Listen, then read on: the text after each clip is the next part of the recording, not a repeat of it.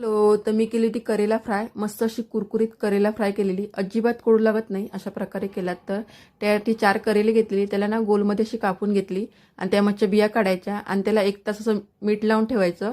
नंतर स्वच्छ धुवून घेतली आणि सर्व पाणी काढून घ्यायचे. घट्ट असं पिळून ना सर्व पाणी काढून घ्यायचं. मी सर्व असं पाणी काढून घेतलं आहे बघा. नंतर त्यामध्ये थोडेसे मसाले घालायचे. तर लाल तिखट, गरम मसाला थोडासा घातला, हळद आणि चवीप्रमाणे मीठ सर्व घालून हे मिक्स करून घ्यायचे. नंतर 1 चम्मच असा बारीक रवा घातला. बारीक असतो ना रवा, तो घालायचा. हा पण घालून सर्व मिक्स करून घेतला. नंतर पॅनमध्ये मी 1 चम्मच असं तेल घातलं, म्हणजे अर्धा चम्मचच घातलं, जास्त तेल लागतच नाही. कमी तेलातून सर्व हे भाजून येतात. तर नंतर तेल गरम झालं की त्यामध्ये आपण करेली घालायची. छान होतात, एकदम कुरकुरीत होतात.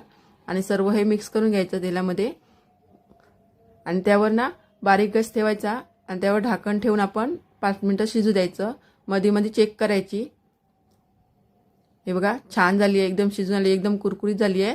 अशा प्रकारे तुम्ही नक्की करून बघा. तुम्हाला नक्की आवडतील आणि आवडल्यास माझ्या व्हिडिओला लाईक करा, चॅनलला पण सबस्क्राईब करा.